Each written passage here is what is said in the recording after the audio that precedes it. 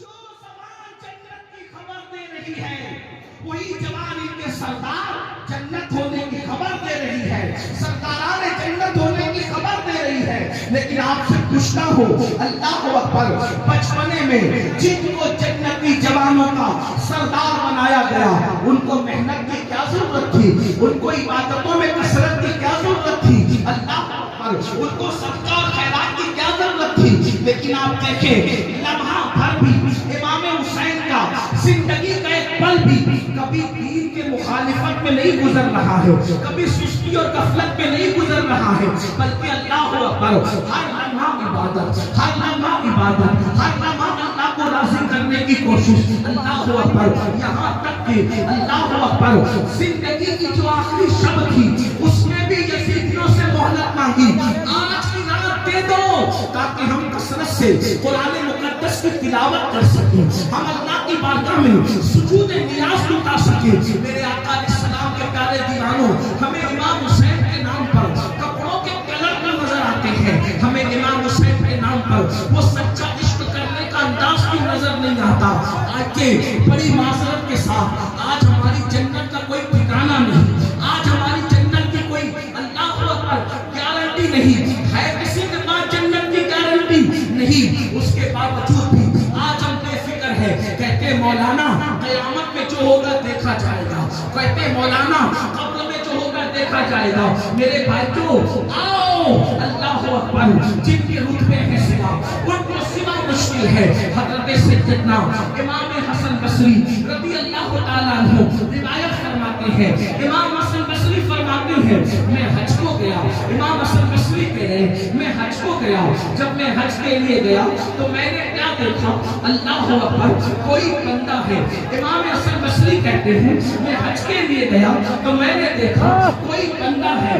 اور وہ بندہ زمین سے ایسے چپکا ہوا ہے، زمین سے ایسے لگا ہوا ہے جیسے گیلا کپڑا، جیسے گیلا کپڑا زمین پہ رکھو وہ کپڑا کیسے زمین پہ چپک جاتا ہے، ایسے ہی کوئی بندہ زمین پہ چپکا ہوا ہے اور اللہ کی بارگاہ میں وہ بندہ دعا کر رہا ہے، اے اللہ میری مغفرت فرما دے، اے اللہ میری مغفرت فرما دے، اے اللہ میری مغفرت فرما دے، اور وہ روتا ہے، اس کے آنسو سے داڑھی تر ہوتی ہے اور داڑھی سے آنسو ٹپک ٹپک کر زمین تر ہوتی ہے۔ میں تڑپ گیا، یا اللہ یہ کوئی دیہاتی تو نہیں، یا اللہ یہ کوئی دیہات کا رہنے والا تو نہیں، شاید اس دیہاتی کو کسی وائس نے، کسی کم پڑھے لکھے مقرر نے زیادہ اللہ کا خوف گرا دیا، اس لیے کہ اللہ سے خوف بھی، اللہ کا خوف بھی ہونا چاہیے اور اللہ سے امید بھی رکھنا چاہیے۔ ایمان امید اور خوف کی درمیانی کیفیت کا نام ہے۔ جو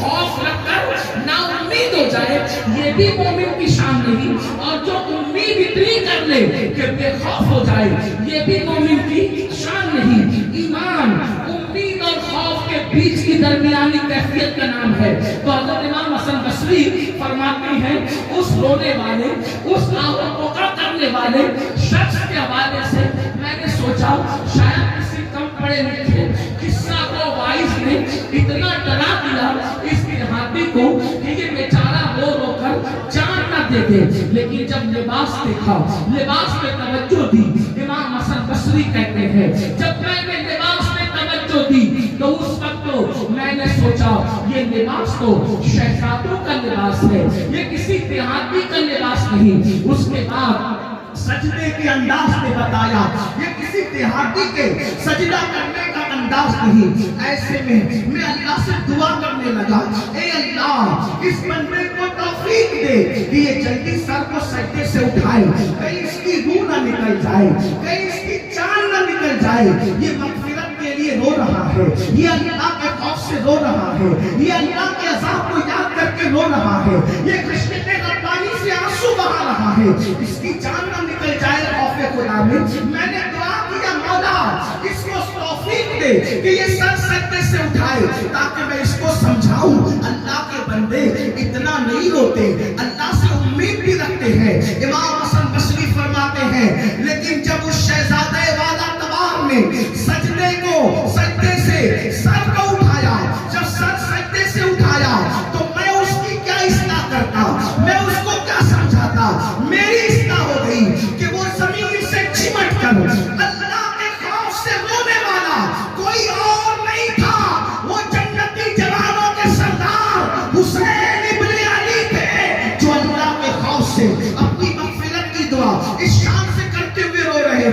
مجھے اس دن پتا چلا جب جنتی جوانوں کا سردار آخرت کو یاد کر کے اپنی مغفرت کا سوال کر کے اللہ رب العزت کے خوف سے اتنا آنسو بہاتا ہے تو ہم کو کتنا آنسو بہانا چاہیے. وہ قاری قرآن جس کا کٹا ہوا سر نیزے پہ قرآن پڑھ رہا ہے وہ اتنے آنسو بہائے. اب آپ مجھے بتاؤ اے ہزاروں کی تعداد میں ذکر اہل بیت سننے والوں, میں تم سے پوچھنا چاہتا ہوں, امام علی مقام سے محبت کا دعویٰ ہے, ایمان والے دل پہ ہاتھ رکھ کر سوچو آج سے پہلے قرآن کب ہاتھ میں لیا تھا, آج سے پہلے قرآن کب اٹھایا تھا, آج سے پہلے قرآن کی تلاوت کب کی تھی. اللہ اکبر, سالوں سال بیت جاتے ہیں, کبھی قرآن ہاتھ میں نہیں لیتے, کبھی قرآن کو ہاتھ میں نہیں اٹھاتے. بتاؤ کیا منہ دکھاؤ گے امام حسین کو, کیا منہ دکھاؤ گے حسین اعظم کے نانا کو,